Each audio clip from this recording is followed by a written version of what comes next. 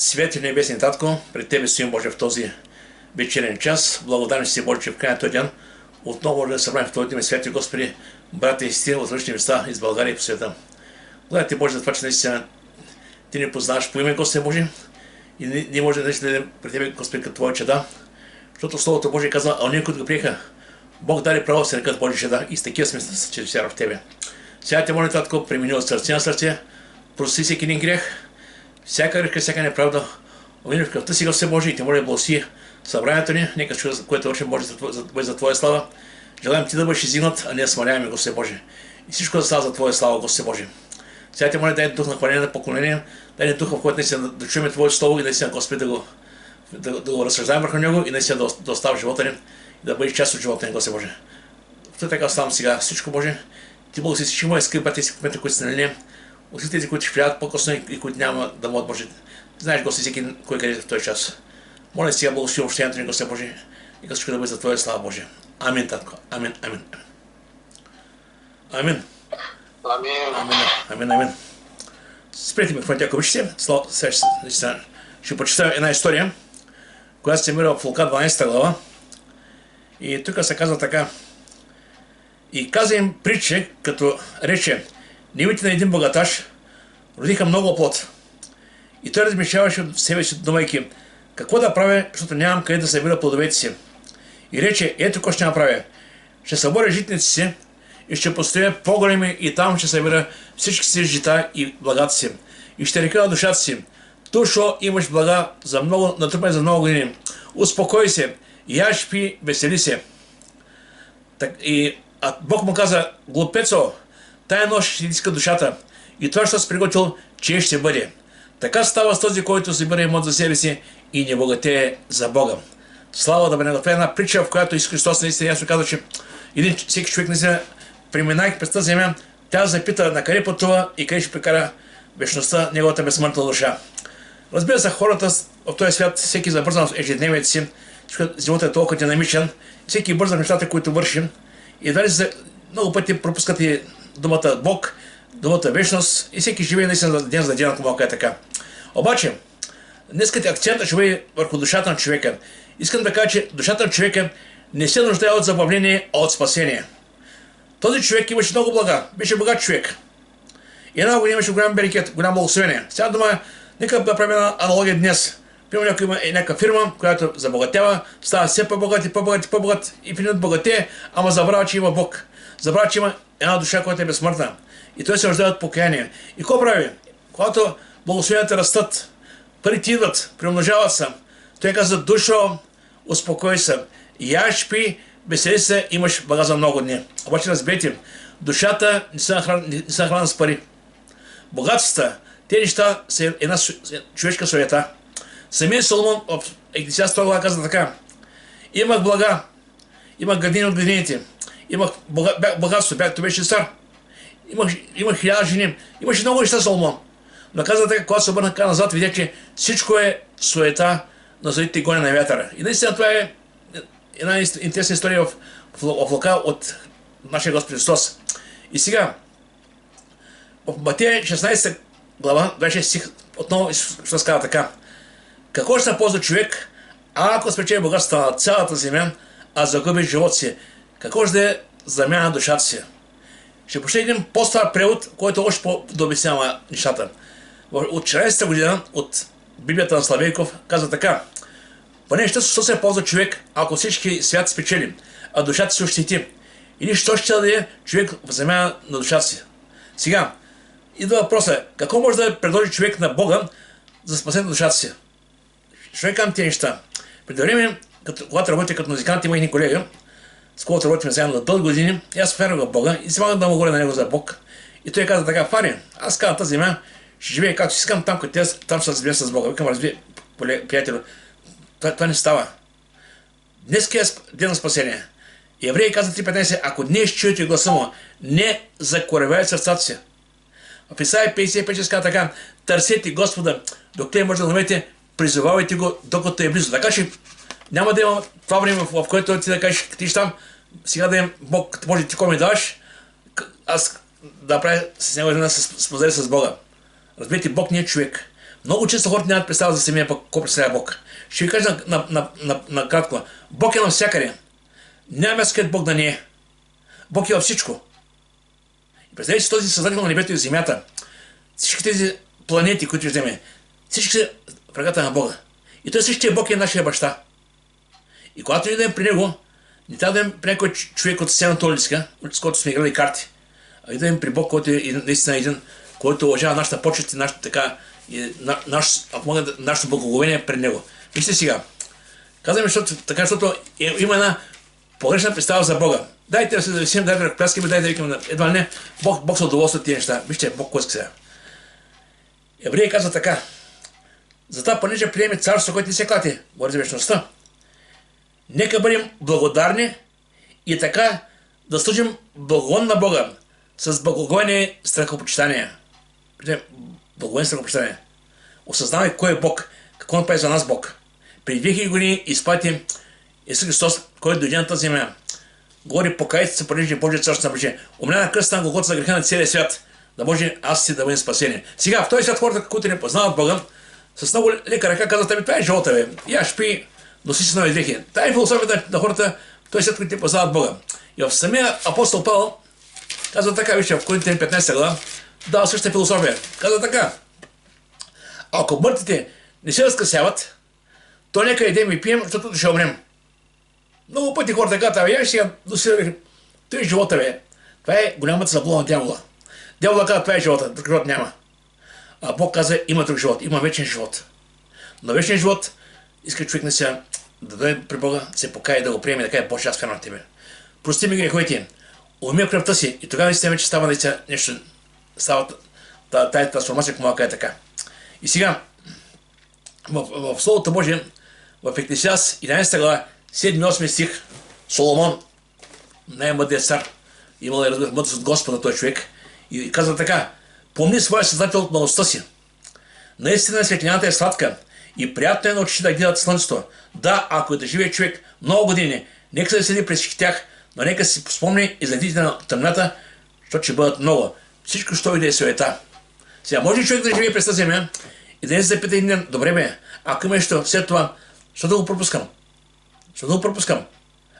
Ако има нещо, което аз не го разбирам, нека да питам. Хората, те с които вярват, в какво вярват и на какво се надяват. Ще ви кажа, вижте, в света има милиони религии. Всяка религия има концепция за Бога, говори за Бога. Но пътят към истинския Бог е само че си една личност. Исус Христос. Исус каза, аз съм пътят, аз съм истината, аз съм и живота и никой не дохожда при Отца, освен чрез мене. В Йоанна 10:9 си каза, аз съм вратата, през мен някой ще бъде спасен. Няма друга възможност, разберете ме. Спасението е само чрез Христос. А относно това, вижте, относно Христа, в който живеем, много път съм чул хора, които казват, Фари, дай ми пари, аз знам как да живея. Аз ще говоря за един човек, който имаше пари, ама накрая и пропиря и накрая се чуеш какво да прави. Сега ще ви кажа, защо е важно това нещо. Пари са средство за печалба за живота на тази земя, но те не дават вечен живот. Не може да купиш вечността. И тук Словото може да даже опреква хората, които са преминали през тази земя и са акцентирали върху това, което върху притежанията, върху парите. И Яков казва така, вие живяхте на земята разкошно и разпуснато, огоихте сърцата си като в ден на клане. Обаче не потърсите Бога. И това е, искам да кажа Бог. Така че света, с всичко това, което го притежава, целта, знаете каква е? Целта е хората да се върнат там, където са били в този свят. С дявола напред и по широкия път към ада. Сега ще кажа, защо е важно, къде ще душата ти. Сега много пъти понякога хората казват, душата, духът, тялото ние не може да направим, не може да разберем за какво става въпрос. Ще дам сега Словото Божие накратко. Човек се състои от три компонента. Дух, душа и тяло. Духът и душата са невидими от човека, хората не са нас. Тялото е това, което виждаме, това е опаковката. И сега много често ние като хора държим много за опаковката, как ще излезем. Дали сме красиви, дали имаме албиним, какво ще облечем, какво ще обядаме, какво ще вечерим, къде ще отидем да се веселим. Да, това е човешкото. Обаче има нещо вътре тази, което е ценно и което е безсмъртно, това е човешка душа. И Бог иска тая душа да бъде спасена.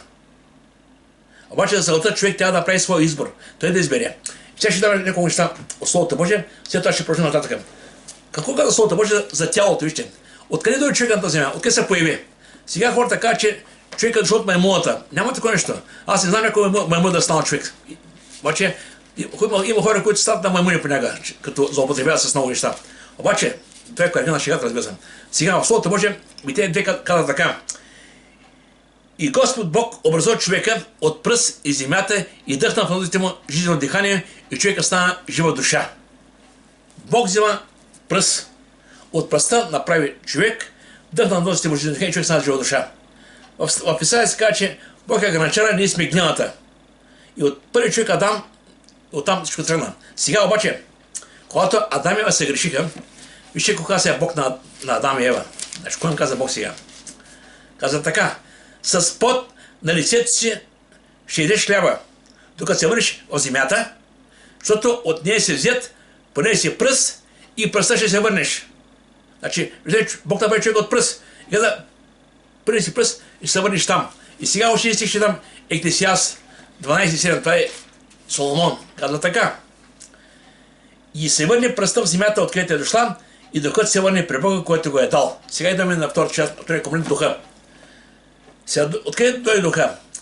Първо, когато... кой е този бе?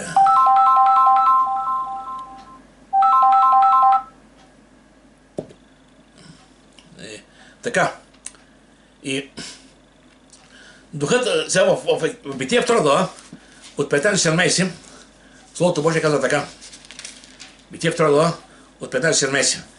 И Господ Бог взе човека. Сега в момента говорим само за Адам.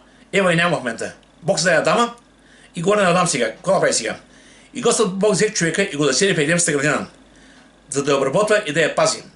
И Господ Бог заповяда на човека, казвайки: от всяко дърво на градината свободно да идеш, но от дървото за познаване на доброто и злото да не идеш, защото деня, когато идеш от него, ще умреш. Сега интересна работа. Те ядоха, се грешиха, но не умряха. Но нещо стана. Между Бога и хората стана греха. И това е, което прекъсва реално, наистина, духовното общение с Бога. И какво стана след това? Вижте сега. Словото Божие каже, че се дам греха в света. Но какво беше положението на Адам сега? Нещо, какво се промени? Затова Господ, Бог го отпрати от Едемската градина да обработи земята, от която бе взет, така той изпъди човека. Интересна работа.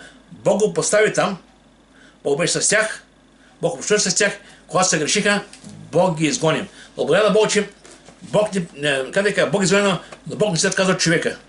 Вижте какво става сега, когато какво е сесията за човечеството от това, че Адам се грешиха. Какво е сесията за нас днес? Някой ще каже, аз какво съм виновен? Ти не си виновен, но ти си идваш от това условие, от Адам и Ева.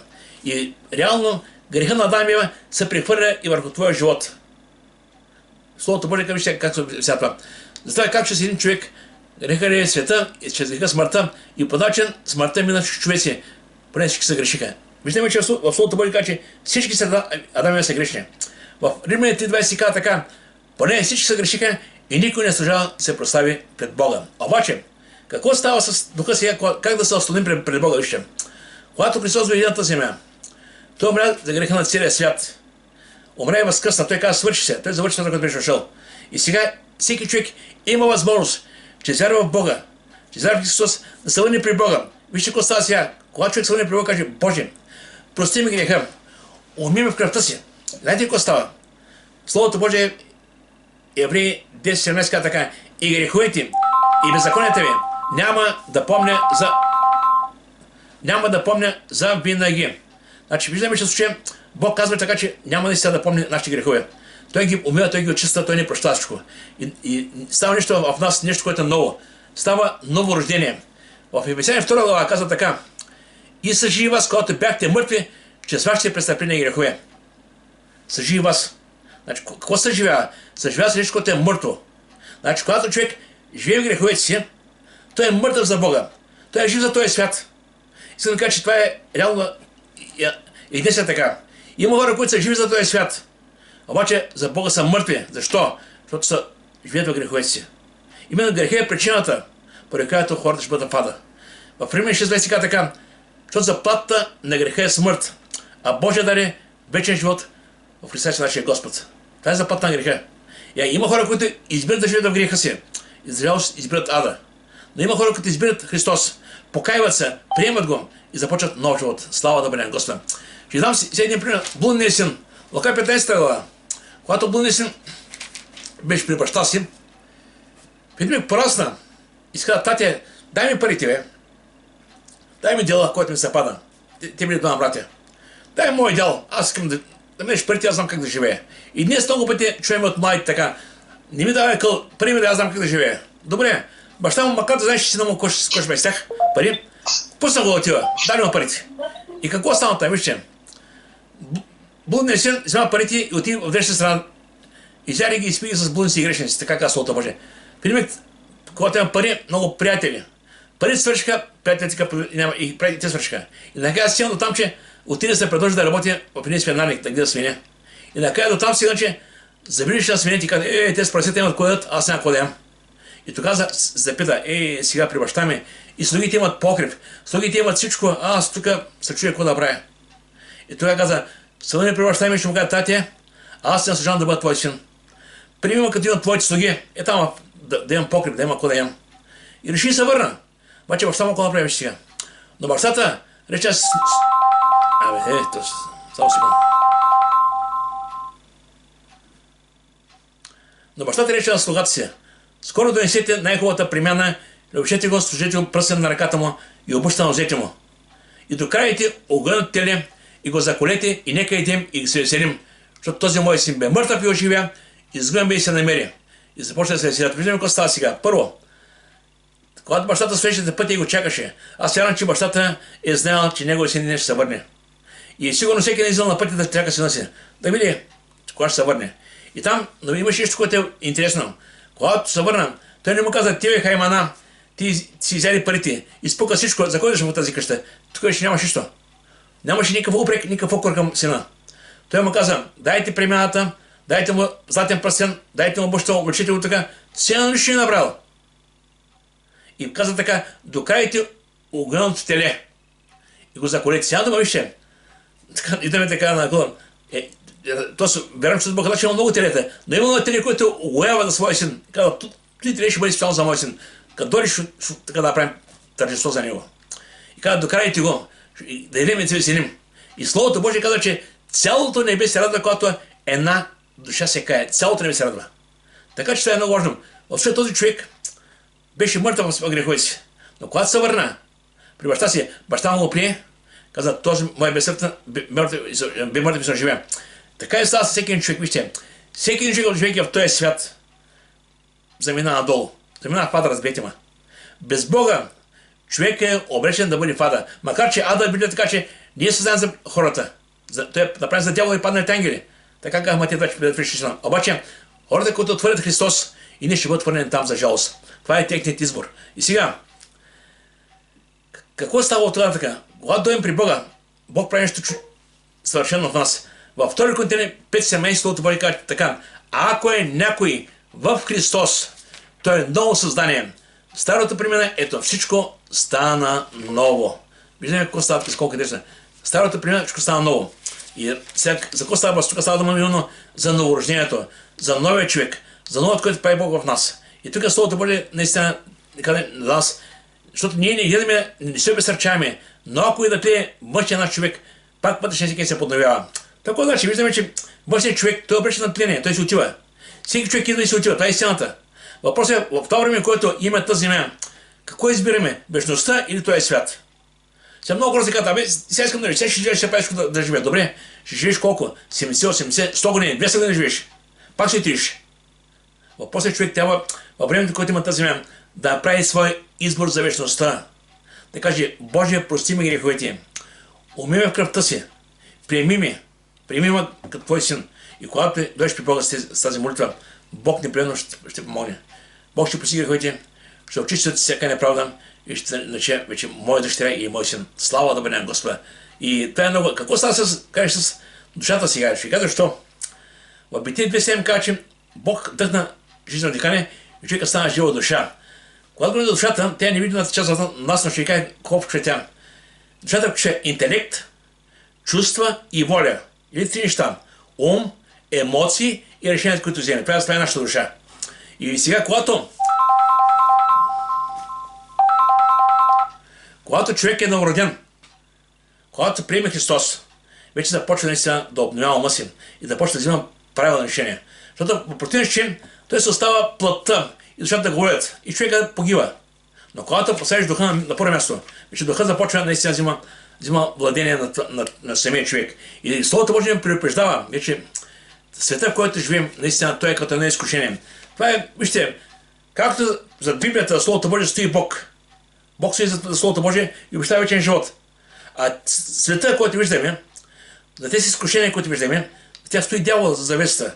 Целта му е хора да бъдат изкушавани, да бъдат заучени в този свят и да наистина в един миг да отидат в ада. Това е целта на дявола.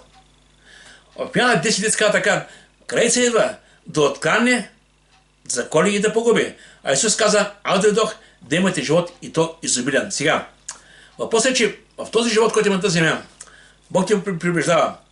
Какво е твоето отношение към този свят, в който живееш?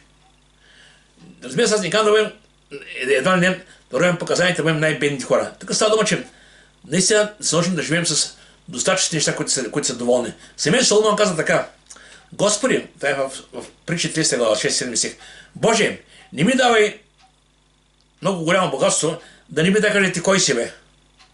Не ми давай, каза, и оскъдност, да не ми да откъдна да се греша. Давай ми хляба на времето. Виждаме, човек не сега, това е хубаво, човек да разбира, че има неща, които са необходими. Бог каза: не се представи, кой ще идеш, кой ще пиш, кой ще обучеш, търсете първо Него царство и Неговата правда, всичко останало ще се прибави. Значи виждаме, човек трябва да търси Бога. Всички други работи, Бог ще помогне наистина в този свят. Сега, в първи Йоанна Словото Божие каза така: не любете света, нито каквото е на света. Ако люби някой света, в него няма любов към Отца. Интересна работа. Не, той свят създаде Бог. Става дума света като духа на този свят. Това е дявол, разбирате. Дявол изкушава хората, съблазнява и срещу неща, да могат да се причат греха и да чуят при него. Така, човек трябва да се пази. Защото ще е в света, похотта на плътта, познават на очите, ще ставят на живота, не от Отца, но от света. И света преминава, и похотите, а който върши Божията воля, препътва до века. Виждаме ясен контраст. Света се отива към своя край с всички неща, а този, който вярва в Господа, той ще бъде при Бога за през цялата вечност. Сега, нещо, което е важно. През който да премине християнина, трябва да вярва, че Бог е с него и че винаги има искрен път. Едва не ще кажа защо. В Деяния 14 глава, 21-22 стих, апостол Павел и Варнава бяха създали църкви, нови общества. И се върнаха след време при тях и им казаха: през много скърби ще бъдете в небето, докъде си там. През много скърби. Защо е пред много скърби? Защото вижте, нереално разбирам, че не виждаме видимата част на живота. Не виждаме какво става. Има духовни неща, които ние разбираме. Има Бог, има и дявол, има ангели, има нещастиви духове и света е наистина едно страшно място. И ние трябва да бъдем наистина реално да осъзнаем в какво време живеем. И трябва да кажа, че църквата винаги има трудности, винаги ще е изпитание, защото има враг. Но не само това, че да знаем, че Бог е винаги с нас и не трябва да забравим това нещо. Псалом 319 казва така: много са неволите на праведния, но Господ го избавя от всички тях. Интересна работа. Много са неволите така. Ние ще няма да имам нищо, но Господ ще не избавя всяко нещо. Така че ние трябва да имаме вяра в Господа и знаем, че Бог е добър, Бог няма да остави, Бог няма да забрави. Сега има така една притча, да прочита само. Един Псалом 20 казва така: да, и в дълната на мрачна сянка ходя, няма се опашва от злом, защото ти си с мене. Твоя жезл и твоята тояга те ме утешават. Сега тук това е много интересен псалом. Той псалом започва насърчително. Каза: Господи, пастир мой, няма стана в нужда. Колко хубаво почва. И завършва пак насърчително: и аз ще живее за винаги в дома Господен. Всичко хубаво. Обаче в центъра на този псалом има един стих, който е като трън в плътта, ако му кажа така. Каза: дълната мрачна сянка. Какво значи това?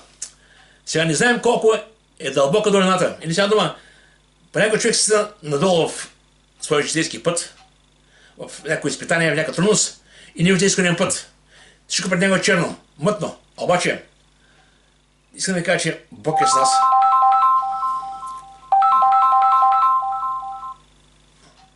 Сега, и тук в Словото Божие ни казва, че не знаем колко е дълбоко долината, нито колко е дълга, нито колко време ще преминем през нещо.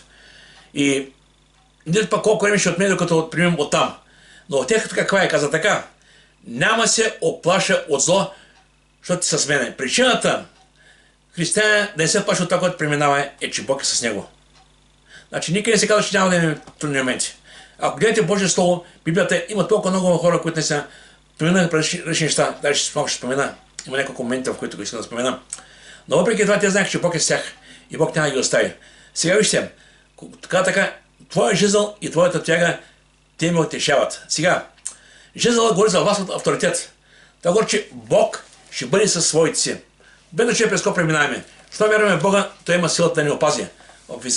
И твоята тояга, тук говори за защита. Тоягата, когато има овце, тоягата гони кучета и другите неща, и вълците, ако мога да така. Обаче, Словото Божие казва, че Той ще бъде с нас. Това е което е насърчено. Сега, в Исаия 41 глава, Исаия 41 казва така. Исаия 41, 10 стих казва така, 10 стих. Не бой се, защото аз съм с тебе. Не се ужасявай, защото аз съм твой Бог. Ще те укрепя, ще те помогна, ще те подпра с праведната си десница. Виждаме ми каза, не бой се, аз съм с тебе. В Римляни 8:31 Словото Божие казва така. Ако Бог е към вас, кой ще бъде против вас? Има ли такава сила, която може да стане против Бога? Кажете ми. Бог, който няма начало, няма край, вечният създател на небето и земята. Кой е този, който може да стане против Бога, да каже, кой си ти? Дявол се опита да знае, че Бог го свърли от Божието царство. Демоните заедно се свърли. Разберете ме, нашия Бог е велик Бог. Нашия Бог е този, който няма начало, няма край. Така че Словото Божие казва, че Ефесяните 20, Бог може да направи несравнимо повече, отколкото искаме или лизим. Много повече. Така че от нас искат да вярваме в Господа. В Псалом 50:15 псалмистът казва така: и признай от ден напас, и аз ще избавя и ще ме прославиш. Сега, ще дам няколко библейски примера, накратко, за това как не Бог се прославя в живота днес и най-вече имаме тези примери от Библията. Първият човек беше Авраам. Искам да кажа, че понякога отите неволите, те може да са физически, може да духовни, може да душевни. Ще кажа защо. Познавам лично духовни хора, които са наистина много духовни, но имат болести, преминават през различни болести. Неговият проблем е физически. Има други хора, които пък са здрави добре, обаче имат душевни проблеми. Има други пък имат духовни атаки. Така че, ние знаем, че човек има дух, душа и тяло. Дявола атакува човека, но във всяка една сфера на живота ни, Бог е този, който винаги става ръката и казва до тук. И сега ще дам един пример сега. Битие 22 глава. Авраам беше на около 100 години, когато Бог му даде син по обещание Исак. И Авраам беше уважаван, почитан, човек с власт, имаше съпруга, имаше така почет от хората, само нямаше и деца.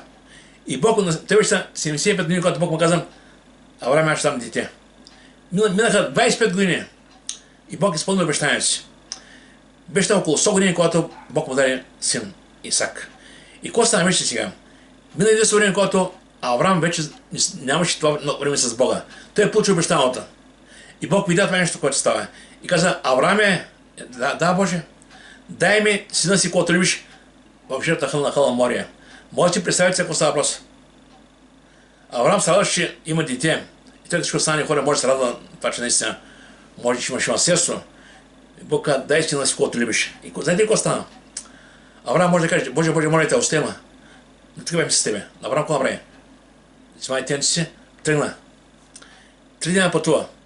Значи това е на разстоянието около 130 км. Значи посети от Варна към Бургас. 3 дена пътува. И може да си представите кое е било главата му. Да отива там, сега ще принася сина си в жертва. И когато отиде, и сина му каза, тати, къде е жертвата? Той знаете какво каза? На хълма Бог ще промисли. И къде сте на хълма, когато се качи, когато бърза детето, дигна ножа. И тогава чуй глас от небе така, Авраам, остави, разбрах, че се будиш от мене. И като погледна на страна, видя там, че има друга жертва. Имаше животно. И наистина, Словото Божие каза тогава, Авраам каза, на хълма Господ ще промисли или Еоерия. Значи, който съм не каже, изпитанието, той си го изживя. Той е премина през него. И отиде там накрая, там имаше изходен път. Понякога някой от нас преминава през различни изпитания. Никой не знае на кое място е него изходен път. Но знаем, че има изходен път. От нас искам да продължим да вярваме, да продължим да следваме Господа, въпреки това, че не разбираме всичко. И знаем, че има място, където има изходен път. И сега, Псалом 50:15 му казах, това е много силен стих. през един ден напас, аз ще избавя, че я прославиш. Много ще си взема от Даниил. Няма да чета от тази голяма история. 3 човека бяха, седнахме всеки много. И в един имаше цар Навуходоносор, който направи един образ. И каза, искам всички тук сатрапи, област съветници, всички дойдат тук, като след тръбите, се поклоните на образа. Обаче имаше 3 човека, които бяха вярващи в Бога. И те казаха, няма да се поклоним. И когато представете 200 човека на място, тръбите да свират, всички падат долу, само 3 години да станат прави. И тогава онези, които се покланят, казват, царю, там има 3 човека, които се покланят. Царят да при тях им каза, вижте, приятели, давам ви втори шанс. Ако не се поклоните, трябва да хвърля в огненото езеро. В огнената пещ, така беше наистина. Така беше казал той, който не се поклони, ще хвърля там. И тогава така, те казаха, 3 приятели казаха на царя, царю, нашия Бог, който ние служим, може да спаси от пламенната огнена пеш и от твоите ръце, царю, ще ни избавим. Ако не, пак да знаеш, царю, че на боговете ти няма да се служим на златният образ, който си поставил, няма да се поклоним. Тогава Навуходоносор се ядоса, 7 пъти повече нагряха пеща. И тези хора, които хвърляха нашите хора в пеща, този човек от цялата на огън изгоря там, падна. Преди ми, когато Навуходоносор погледна вътре в пеща, видя 4 човека. И каза, чакайте. Ни каза, не хвърляхме там вътре 3 човека. И може да им кажа 4, който прилича каза сина на боговете. Кой сън ми каже, когато си мислиш, че нещо в живота е толкова огнено, толкова мощно, толкова трудно, де забравя, че Бог е с тебе. Да че кое е огнено изпитание? Виж какво става сега. Тогава цар Навуходоносор скочи смаян и пита съветниците, не хвърлихме ли след огъня 3 мъже вързани? Те отговориха, вярно ли, царю? Той каза, ето виждам 4 мъже развързани, които ходят след огъня, без да имат някаква повреда. Но и по изгледа на 4-тия прилича на син на боговете. И когато изведаха оттам, видяха, че нямаха нищо по тях, което да беше изгоряло. Нито косата, нито шалбарите, нищо абсолютно бяха абсолютно. И тогава царът каза, това е женския Бог. Кой искам да ви кажа, трябва да се представим от това, което преминаваме. Трябва да кажем, Господи, на Тебе опаваме, искаме с Тебе да бъдем. И сега, когато преминаваш през трудности и изпитания, Бог винаги е с Тебе. Той няма да допусне повече, колкото е необходимо или колкото можеш. Важното е нашата вяра, нашето опание да бъде твърдо в Него. Вижте, сега казва така, самия апостол Петър казва така, 4 глава, 12 казва така, възлюбени, не се чуете на огненото изпитание, което дохожда по върху вас, за да ви опита, като ви се случи нещо чудно. Но радвайте се, че за грето това ви имате общение в Вселената Христа, за да се радвате премного, когато се яви Неговата слава. Значи виждаме, че Словото Божие казва, не се притеснявайте, радвайте се, защото Бог е с вас. Ако погледнем Словото Божие, самите апостоли, биха ги, от някои от тях наистина умряха мъченически. Все му бяха убити с камъни, някои бездравен, но продължиха напред с Бога. Така че не трябва по никакъв начин да обесърчаваме, напротив да вярваме в Господа, да продължаваме.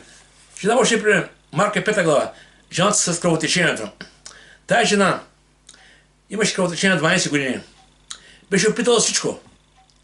Лекари, знахари, знаете, когато човек е болен, опитва всичко. Отиваш на един лекар, оттам отиваш друг специалист, оттам някой... Търсиш от всякъде изход. И в един те нямаш изход. И когато чу за Исус Христос, че той е изцелявал, знаете ли какво каза? Ако само се допре до дрехата му, ако само се допре, ще бъде изцелена. Тя повярва в това нещо. И какво прави? Отиде се допря и беше изцелена. Днес хората се допрят чрез Христос, чрез вяра. Идваме при Господа, вярваме в Бога. Ефесяните 2 казва така, Бог може да прави несравнимо повече, отколкото искаме или мислим. А относно изпитанията казва така, първо 10 страници, никакво изпитание не ви е посилно, освен това, което може да носите. Но Бог е верен, за нас изпитание да веде изходния път. Значи Бог допуска изпитание. Той знае силата ни, но не дава изходния път да преминем с него. Сега много хора в този свят преминават през трудно си казват, така е било русията, така е било писано и така преминават. Нямат надежда. Нашата надежда е в Господа. Това, което Бог казал, той е верен да го изпълни. Сега, Сатана идва да съкрушава, а Бог идва да съживява. Виждаме разликата. И да сърцето на съкрушилите. Исаия 57:15 казва така. Бог обитава на високо и свято място, но още там, където има съкрушено сърце и разкаян дух, за да съживява духа на смирените и съкрушените. Дявола съкрушава хората. Притчи казва така, теготата смирява човешко сърце. Понякога хората отпускат живота си, много голяма тегота в живота си. Идват много неща и чак тогава казват, Боже, къде си днес? Ама чакай. Ти през целия си живот, когато си добре, не търсиш Бога. Когато дойдеш в живота ти, Боже, къде си? Бог винаги е там, където трябва да бъде. Нека да търсим Бога, не само когато сме зле. Винаги в живота трябва наистина да е общение с Господа. И сега, Псалом 51:17 казва така. Жертвите на Бога са дух съкрушен, сърце съкрушено и разкаяно, Боже, ти няма да презреш. Съкрушено и разкаяно. Сърце, което е наистина не вижда изхода в живота си. Разбираш, че той е грешник. Разбираш, че всичко това, което не са общи, това е верно. Никой от нас не е нещо, но ние сме праведни поради Христос. Библия така, 2 Коринтияни 5:21. Бог направи грешен онзи, който не е знал грех, знаем, че с него ние правени пред Бога. В притча 26 казва така, тук, когато аз съм християнин, какво значи като си християнин?